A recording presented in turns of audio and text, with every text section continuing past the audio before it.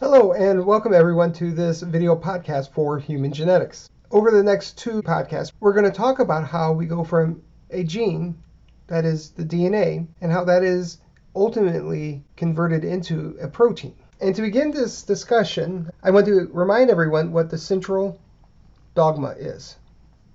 The central dogma states that we start with DNA, and then through the process of transcription, we make RNA. And then that RNA is used to make protein through the process of translation. Now, while we're going to focus primarily on transcription and then translation, the ultimate goal is for the cell to produce a protein from a gene. So even though it's at the end of our central dogma, I'm going to spend just a little bit of time talking about why the proteins are important and the parts of a protein. So let's think about proteins then. And let's think about some of the functions of proteins. And I could make a list here of all the functions of a protein, and you could probably come back next week and I'd still be making the list. So I'm just going to list about 6 or 8 functions here. We know proteins are very important in transport. And when we think of transport, we think of transport that occurs in the cell or moving things out of the cell. We can also think of proteins' importance in movement. The proteins found in our muscles that help our muscles contract, those proteins are very important in moving an organism. Another very important function of proteins is that many enzymes are made of proteins. And these are going to be very important in various biochemical pathways. Proteins can serve as messengers. And I'm thinking more of proteins that are also hormones. They're important in structure. Keratin for our skin, collagen that helps make up our cartilage, elastin, this is a protein found in our skin, and bones that help determine how elastic these structures will be. Really important in homeostasis. Homeostasis is just the collection of different pathways that help maintain proper pH, fluid, and temperature. So it helps maintain these in an effort to sustain life. Our immune system relies on proteins, which allows us to survive and fight off various infections. Though they're not a really good use of energy, they can be used to provide us with energy. We can break proteins down and it can be shunted into various pathways that will produce ATP. Now we know these are all very important because we know if we're missing one of these proteins, it can lead to disease. For instance, we know that the gene linked to cystic fibrosis is important in maintaining salt balance within a cell and within a tissue. And when the gene linked to cystic fibrosis is mutated, that balance is thrown off. Proteins are very important in our life functions, but when they're not working, they also play a large role in disease. Now, as I just said, we don't use the proteins we eat directly to make energy. Sugars and fats are a better source of that. But we do eat proteins to provide us with amino acids. So for instance, if someone ate a hamburger, which essentially is the muscles of a cow, those muscles in that hamburger have a lot of these proteins called actin and myosin. Now when these here enter our stomach and intestines, what do? Or how do we use them? Now it's important to remember that in addition to actin and myosin being part of a cow's muscles, they're also part of humans' muscles. So one might think we take actin and myosin and use actin and myosin directly. That is it possible that when we eat a hamburger and all that actin and myosin, is that actin or myosin just absorbed in through our intestines and enters into our cells where it can be used directly as this protein? The answer is no. We can't. But what we can do is we can take that actin and myosin and degrade it, digest it, into very smaller components called amino acids. These amino acids can be absorbed through the intestines, and then they can be used as building blocks of proteins. So they may take these amino acids from this digested actin and myosin, and they will use those to make long proteins. And I'm just going to abbreviate this way. Amino acid 1 is attached to amino acid 2, to amino acid 3, and so forth. But then this in itself, once all those amino acids are strung together, becomes the protein, the mature protein that can be used for function. And in fact, the amino acids that we get from the stomach and the intestines could go on to make human actin or myosin, but really they just get thrown into a pool, and these amino acids can be just used in any proteins being made. So we eat food like actin and myosin in our hamburgers. They are degraded, and then the smaller components, those building blocks, that is the amino acids, are used to construct large proteins that we use for various purposes, such as we had on the previous whiteboard.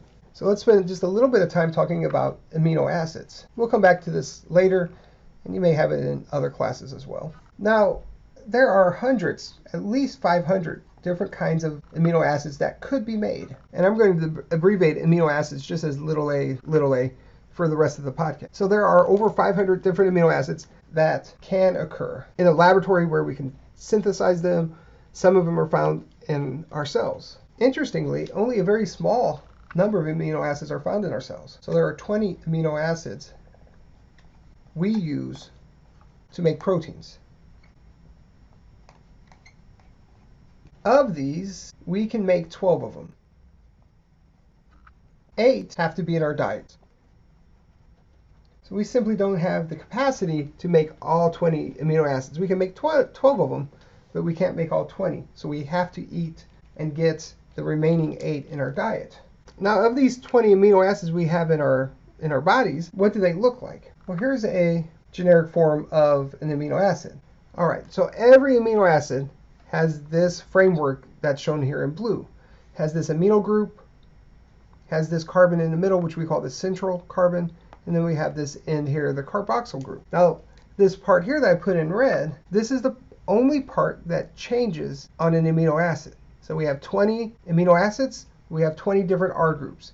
Each of them have this same backbone shown above. Now what happens is, as these are being synthesized into a larger protein structure, the next amino acid comes along here and attaches as such. So this next amino acid still has the amino group, has the central carbon, and it has a carboxyl end.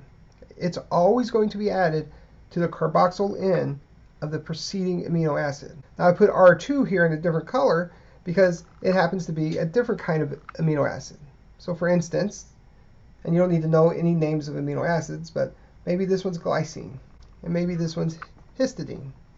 Different amino acids, but the only thing that's different on them is this R group. Now the only thing I want to make sure I point out on this slide is this bond here. And we'll come back to this later, but I'm going to point it out while I'm here. That's called a peptide bond. It's a bond that holds 2 amino acids together in producing this protein. So now I want to move into the main topic of this podcast, and that is transcription.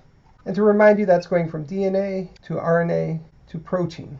And the DNA to RNA, remember, that's transcription, and RNA to protein, that's translation. And so we're going to talk about this step here primarily, going from DNA to RNA. So I want to quickly compare DNA and RNA. DNA is a double-stranded molecule, forms that double helix, whereas RNA is just a single strand. We talked about the 3 parts of a nucleotide, and one of those parts was the sugar. And we know in DNA that sugar is called deoxyribose. It has a hydrogen here and a hydroxyl here. This is a 2' hydrogen here. You say 2' because this carbon here is considered the second carbon. Don't really need to know that for this purpose, but just in case you were wondering what the 2' meant. Now in RNA, they also have this 5-ring structure, but the difference is that it has an OH here at the 2' carbon. DNA has thymine, cytosine, adenine, and guanine as its nitrogenous bases. RNA has uracil, cytosine, adenine, and guanine. The difference between the two is that DNA has thymine, RNA has uracil. The last thing I want to say is that DNA, its main job is to store genetic info, whereas RNA's main function, well, it's rather varied. We'll talk about some of their varied functions, but overall, their main job is to help make proteins. Okay, there is one more thing I did want to say. I'm out of room here, so I'm going to write it above them. DNA, I'm going to write persists. It's long living. It's going to be there for the duration of the life of the cell. RNA, however, is short-lived. It's made, it's used, and then it's degraded. Now I want to spend a little more time talking about RNA and the different types of RNA. Often when we learn about the central dogma, sometimes in high school or sometimes early in college, we think of DNA going to RNA to protein, and almost always when we think of that, we think of this as being messenger RNA. Because indeed, messenger RNA is the one that is used to make proteins. However, it's important to know of the many different types of RNA, they're all coded by the DNA and they're all made through transcription. Now, they don't all get made into proteins. Only the ones that are messenger RNAs get made into proteins. But we're really going to focus on this type here as we move on in this podcast. Before we do that, I want to make a list of all the different RNA molecules there are.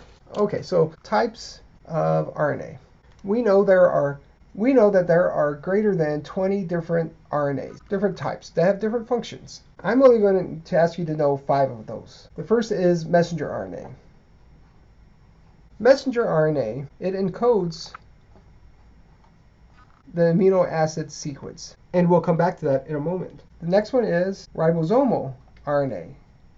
These RNA molecules are used to make the ribosome, and the ribosome is important in making proteins. The next one is tRNA. So tRNAs transport amino acids to the ribosome to make proteins. The next one are often referred to as SNRPs, but they are small nuclear RNA molecules. These are going to be important in splicing out introns. And then the last one I'd like you to know is siRNA. This stands for short interfering RNA. And these are very important in decreasing RNA concentrations in a cell. So on the last whiteboard, we talked about the different kinds of RNA. Now, let's talk about how we're going to make RNA from DNA. And of course, that is what we mean when we say transcription.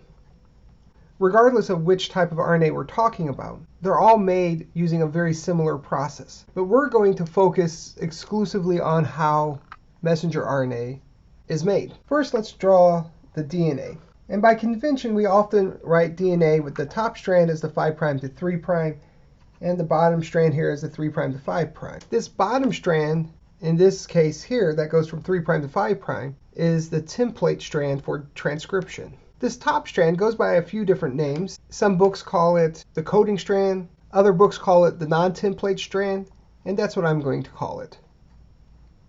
And I'm going to write the sequence here of the non-template strand so we can work from it. Now I'm not going to write the sequence for the non-template strand, but you should know that it's going to follow the complementary rules that we talked about before with Chargaff's rules. I'll go and write a few just so you understand what I'm talking about. So this will be C-A-C-A-T-G, and so forth. But let's spend some time talking about transcription. That is, when we take this template strand and we transcribe it into RNA. And so here's our RNA sequence here. Now, the relationship between RNA and DNA is going to follow a similar pattern that we saw between the two different strands of DNA. It's also going to be anti-parallel. So as we line it up with the template strand, we're going to draw it 5' to 3' to be opposite of the 3' to 5'. We're also going to follow the same base pair rules, except remember that in RNA, A's bind to U's, and in DNA, A's bind to T's. So adenines to uracils or adenines to thymine. So following these rules here, go ahead and hit pause on this video and complete this sequence here following the complementary rules. And then hit play and see if you have a match. Welcome back if you hit paused. So again, G and C, T and A, G and C. Go ahead and work your way down here and see if we have the same sequence as you wrote down. So now, this process of transcription involves 3 steps. It doesn't go just from here and then magically this is made. It would make this part of the class a lot easier, but that's not what happens. There are 3 general steps that we want to talk about. There's initiation, elongation, and termination. Nothing particularly fancy about these terms. They're pretty self-explanatory, but we're going to go into a little bit more detail, particularly with initiation, and then we'll say a little bit more about elongation and termination. But as you might guess, initiation is how transcription starts, transcribing from the gene, and elongation is the carrying forward of making this transcript, this RNA molecule, and then termination is when transcription stops. So to begin this discussion of the three different stages, I want to draw the gene slightly different. Okay, so collectively, this whole structure here is the gene, but the gene has different parts. And this first part is called the promoter. This second part here, we're going to call it the protein coding region. This is the part that will ultimately carry the instructions to make the protein. And then finally, this in here, this very last box here, is what we call the terminator. So first we're going to talk about initiation. And as we talk about initiation, I want to at least introduce some of the concepts of gene regulation, because remember, we have approximately 23,000 genes. However, not all 23,000 genes are transcribed in every cell type all the time. Only some of these genes will be transcribed. So the question is, how does the cell know which gene to transcribe? Well, at initiation, various proteins are going to make sure that the correct gene is activated. It's important to remember that when we initiate transcription from this promoter, or any promoter, that there may be anywhere between 20 and 70, maybe even close to 100 different proteins that bind to this promoter to turn on transcription. I'm only going to ask you to know these three. Seems like a pretty good deal. The first one is known as the TATA binding protein. The next one is transcription factors. And I'll probably just refer to these as TFs. And the last one is RNA polymerase. These first two proteins are going to be very important in identifying the correct gene to be turned on. For instance, let's say that this is an insulin gene. Insulin is a hormone that is made in our pancreatic cells and in no other cells. And so if we're in the pancreas, we may want to turn on the insulin gene. But we don't want to activate other genes, say genes that might be important in brain function. So those genes are turned off and kept off, but we want to turn on this insulin gene. And so what happens is this TATA binding protein finds the promoter. And I'm going to erase some of this here just so we have some room to work with. The reason we call this a TATA binding protein is because the sequence, the DNA sequence of this gene here, contains a T, an A, T, and an A, as well as some other bases. Sometimes it's a TA, A, T, TA, but it's always a variation of T's and A's. And so the protein that binds there, we just simply call it the TATA binding protein. And so let's have it bind like so. It identifies where initiation should start. So it identifies promoters. TATA binding proteins are pretty generic. They can bind to most any kind of a promoter. What makes sure that only insulin genes are turned on in the insulin, only brain functioning genes are turned on in the brain, are transcription factors. And so what I'm going to do here is I'm going to put the transcription factor right here. I think it's important to say a few things about transcription factors so you understand how important they are in specifying which gene to be turned on. So transcription factors. In humans, there are approximately 2,600 transcription factors. That's over 10% of our genome. In addition, this is a fun fact to know, you've probably heard something like chimps and humans are about 99% similar at the DNA level. And for the most part, that's pretty accurate. So if we're so similar at this level, at the DNA level, how come we're so different? Well, there's a lot of reasons for that, and we can talk more about them as the semester goes. But one of the main reasons is that of these 2,600 transcription factors, approximately 90 of them account for differences between chimpanzees and humans. They turn on different genes, they turn on genes for different amounts of times. These 90 transcription factors help account for the differences we see between chimpanzees and humans. There are other reasons too, but that's a good example of how important these transcription factors are at specifying which genes to turn on at the right time and at the right cell level.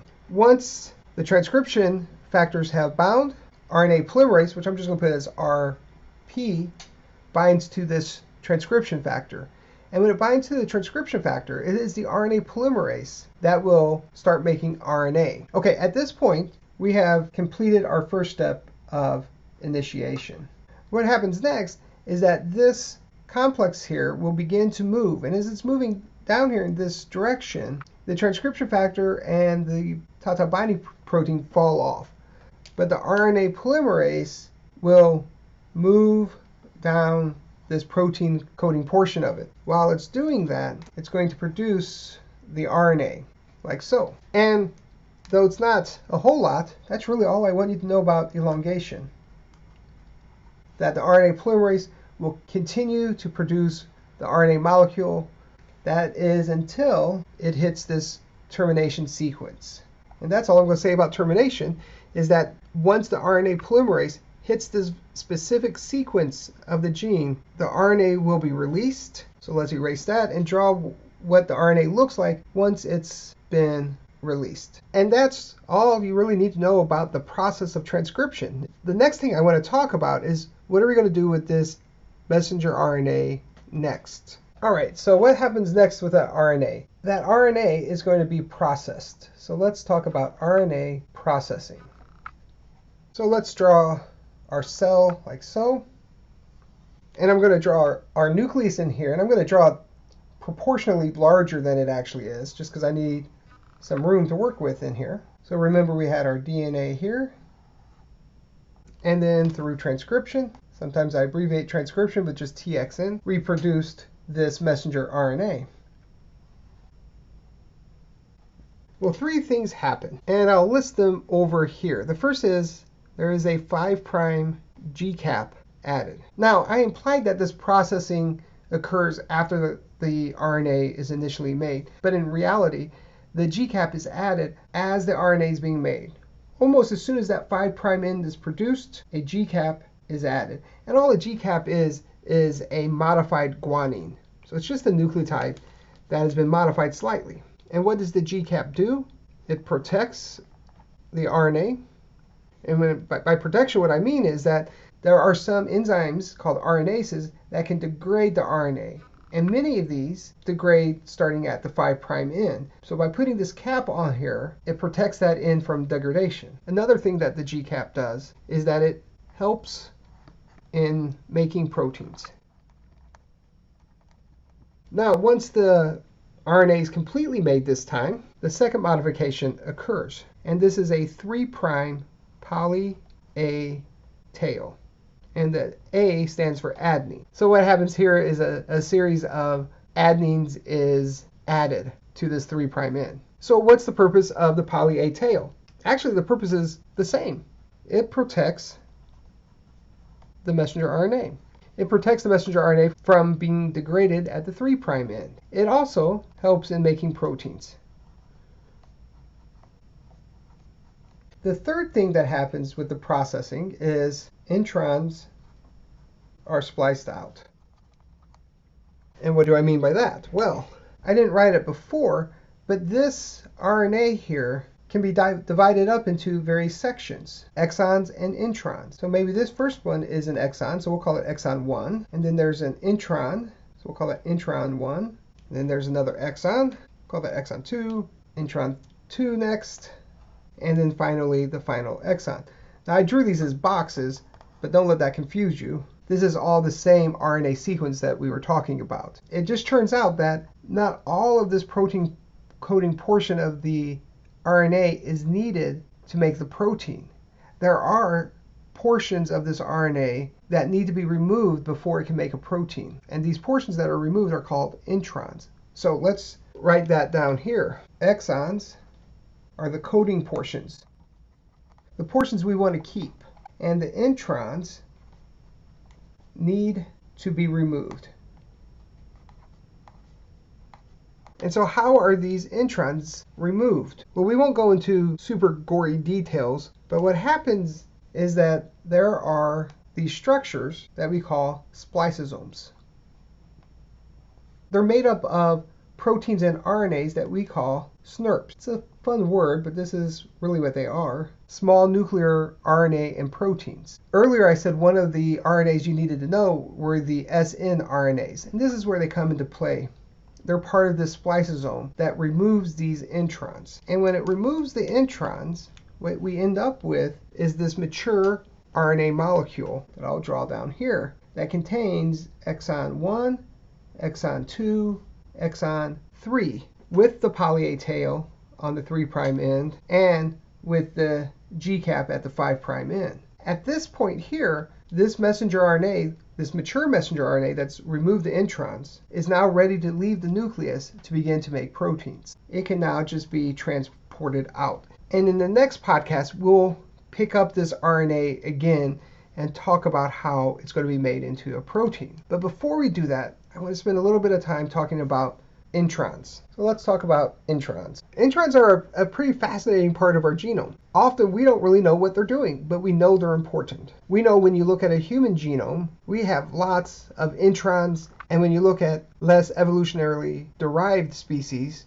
they have fewer introns or smaller introns. On the previous whiteboard, I drew the RNA, and it almost looked like the introns and the exons were about the same size. But in reality, the exons are much smaller. So this gene I just made up here has 4 exons, and then it has these very large, or larger anyhow, introns, which is a little bit more accurate as to what we actually see. The average intron is about 3,300 bases long, whereas the average exon size is only about 145 bases, much smaller. As one of the extreme examples of how large introns can be, we often use the dystrophin gene. The dystrophin gene is the same gene that is associated with muscular dystrophy. In total, the dystrophin gene is about 2.5 million bases long. It's a rather huge gene. This gene contains 80 introns. In fact, of these 2.5 billion bases, only 14,000 of those make up exons. The vast majority of these 2.5 billion bases are introns. Seems like a lot of DNA that we're keeping around just to remove. It costs a lot of energy for the cell to maintain these through replication, and then it transcribes them. So a lot of energy is expended to keep these introns for what at first appeared to be just thrown away. So now the question is, what is their purpose? Back in the early days, when they first were discovered, some people called them junk DNA. Never call them junk DNA. This will make me sad. So don't call them junk DNA. There's lots in our genome that we don't know exactly what it does, but after it's been studied long enough, we often find a purpose of it. And that's what's happened with introns. We used to think they had no purpose, but now we know that many of them help regulate genes, help regulate which genes get turned on or off. Not all introns do this, but lots of them do. There is a theory, and it's hard to prove, so we may never know if this is accurate, but a lot of these introns here are virus genomes. Okay, that part we can prove. We know that a lot of these introns are of viral origin, and when viruses infect us, they often place their DNA, their genomes, in our DNA, and some of them have become introns. So why do we maintain them? This is the part that's harder to prove. Maybe we maintain them for protection reasons. And what some have hypothesized is that having these large introns in here makes it more likely that if this gene is going to be mutated, it's more likely to get mutated in the intron. And the intron can be mutated with usually no effect on the gene. So maybe they're there to kind of protect us against bad mutations. Now, some of these introns are old genes. It's not really a purpose of them currently, but at one time, these introns may have been a gene, or they may have been an exon. And throughout evolution, they lost their ability to be part of a gene, or to be a gene. And the last function of these is called alternative splicing. And this is probably the most important function of them. at least of what we know anyhow. And remember, we talked about those spliceosomes coming in here and removing these introns. And let's go ahead and call these exon 1, exon 2, exon 3, and exon 4. And on the previous whiteboard, or maybe 2 whiteboards ago, we said that the splicing makes this mature RNA structure with the G cap on it and the poly A tail, but with only exon 1, exon 2, exon 3, and exon 4 with the introns removed. What alternative splicing has shown us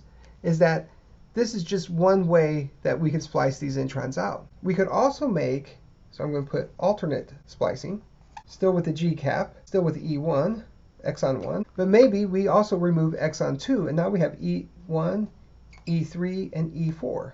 You could also imagine another alternate splicing where you have G cap and you only have E1 and E4. These here represent at least 3 different variants that we could get from this one gene. So I want to think about a few important examples. In fruit flies, there's this gene called fruitless. It's a fascinating gene, and I'm not going to go into great detail about it because we just don't have time. But we know that males produce one version of fruitless, and females produce another version of the fruitless gene. And when I say different versions, what I mean simply is that they alternatively splice it. For instance, maybe the male one has the E1, E2, E3, E4, and the female has just the E1, E4. In females, it makes a non-functional fruitless protein ultimately. In males, it makes a functional one. And in males is important in male mating rituals. How they will chase the female, how they will sing a song with their wings. That's only seen in males, and it's because of alternative splicing. Another example here is alpha tropomyosin. This is a gene that makes a protein found in humans. It's found in a lot of our muscular tissues, but not exclusively in muscles. In fact, this one gene for alpha tropomyosin can be spliced in many different ways to produce at least 7 different proteins. That can be found in muscle cells, that is skeletal muscle cells, smooth muscle cells. It can be found in our brain.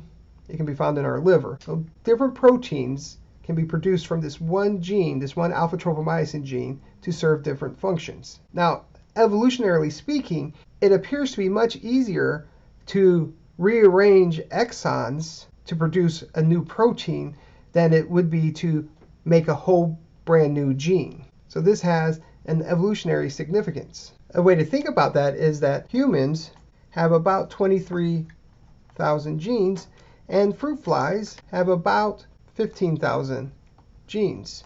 So we don't have that many more genes, but we make a lot more proteins.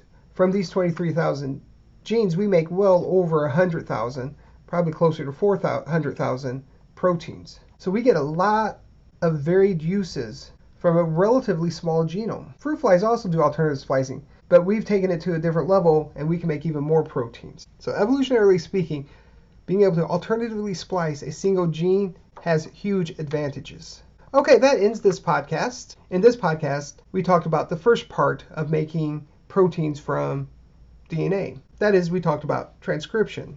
In the next podcast, we're going to pick up that messenger RNA, that mature messenger RNA, in the cytoplasm and start to make proteins from it. So if you have any questions at all, please make sure you ask me. If not, I'll see you on the next podcast.